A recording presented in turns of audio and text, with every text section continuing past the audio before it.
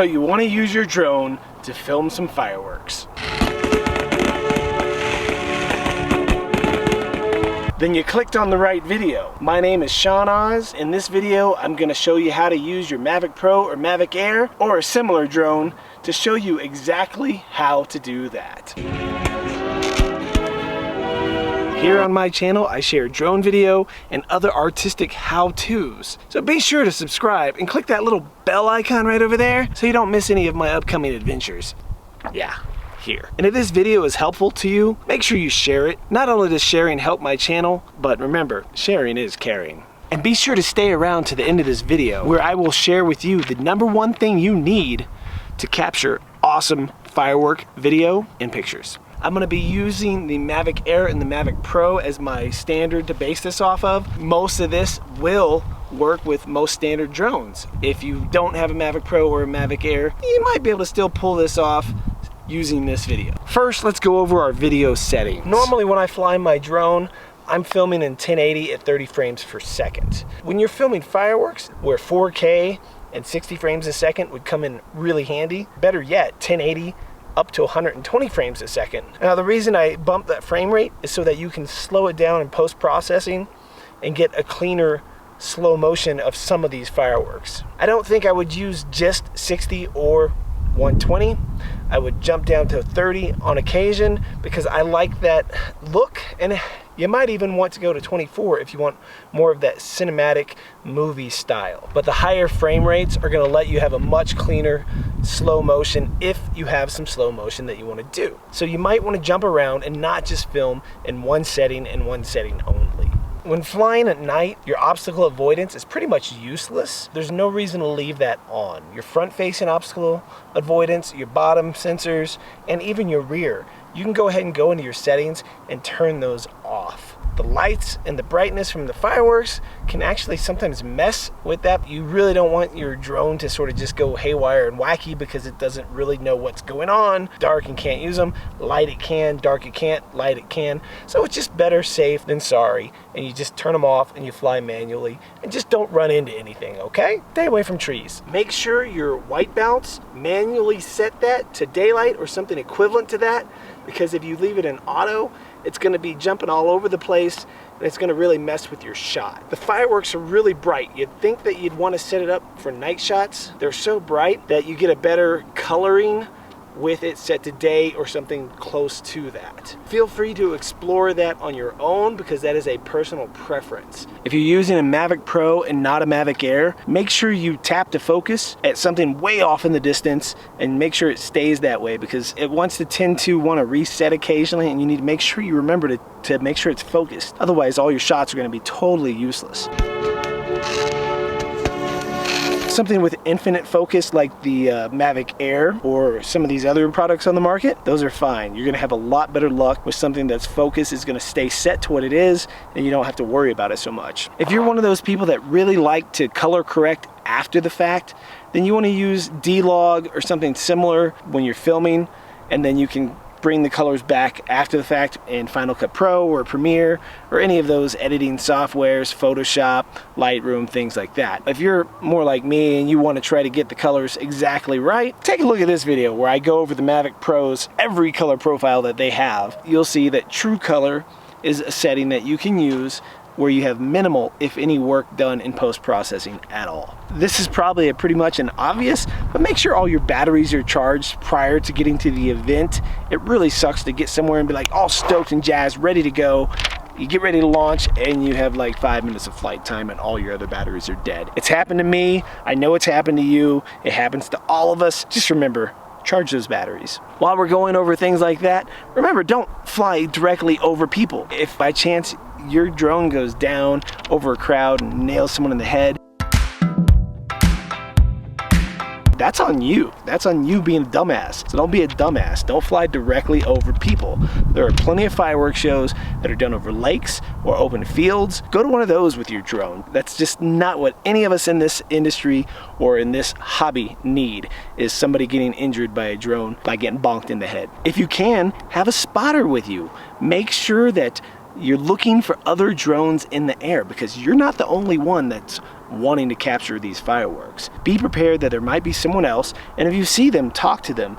Work out a plan. Be at different height levels so you don't hit each other on accident. Be observant and be smart about it. Most drones have front LED lights. Sometimes those lights, depending on the drone, can mess up the shot at night. I've never had that issue with my Mavic Pro. So far I have not had it with my Mavic Air. That was a huge problem with my Blade Chroma. If you're getting any kind of interference or weird kind of light glow, turn off your front LEDs while you're filming, or at least while you're taking the picture.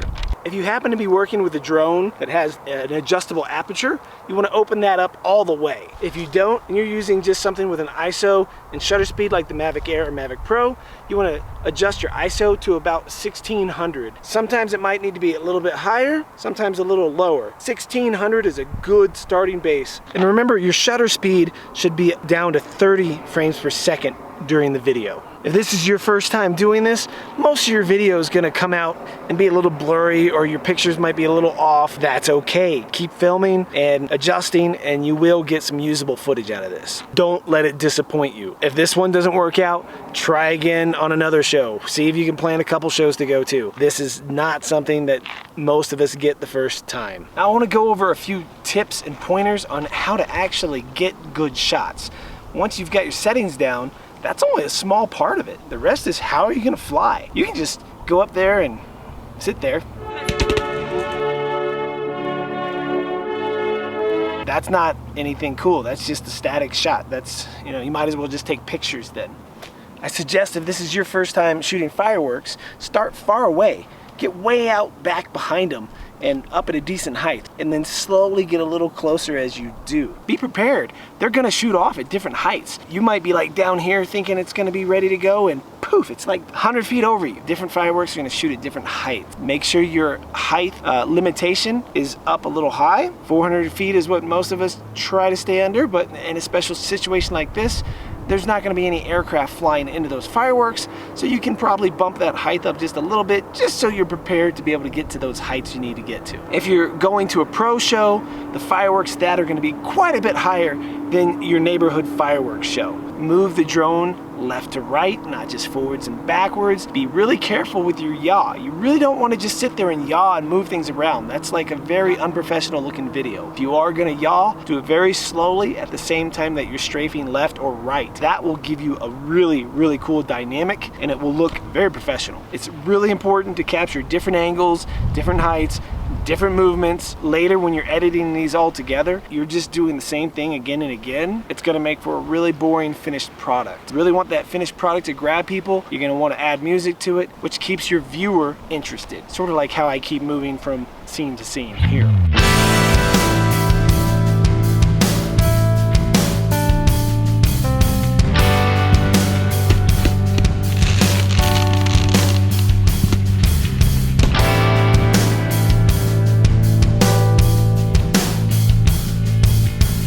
And remember, the #1 thing you need when flying a drone to capture fireworks is a set of balls. Randy! Jesus, Randy! Your balls! I know, smoking pot right in front of a cop. You need those balls so that you're not just flying way far in the back and staying way far away from everything. Get your drone dirty. Get up in there, take a chance. Go to a fireworks show that's over water, that's not over people, and get your drone up in there and fly through those explosions. Most of the time, if you get hit, it's not gonna damage anything. You're taking a chance, but God, man, the show that you get and the video you make will be 200 times better than if you just stay like way, way back here.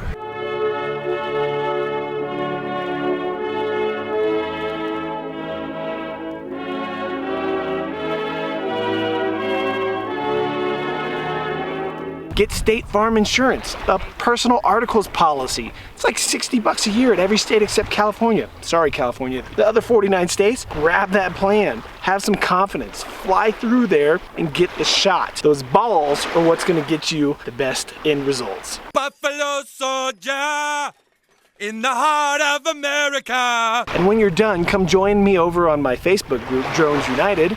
I'll put the link in the description below, and share your videos and share your firework photos. There's no drone police allowed, so so you're in good hands. Remember to be safe while you're out there flying this July 4th, New Year's, or whenever you see this video. Don't drink and fly, and don't fly over people's heads. We really don't need that on the hobby right now. Some jackass falling and hitting somebody in the noggin, and then all of us getting more restrictions. I appreciate everybody watching. Remember to subscribe and click the little bell icon. Throw me a like on this video and share it. Sharing this video means everything. And if you have a couple minutes, go watch that video right there, or check out that video right over there. I think you'll like them. I appreciate it, and I'll catch you next time.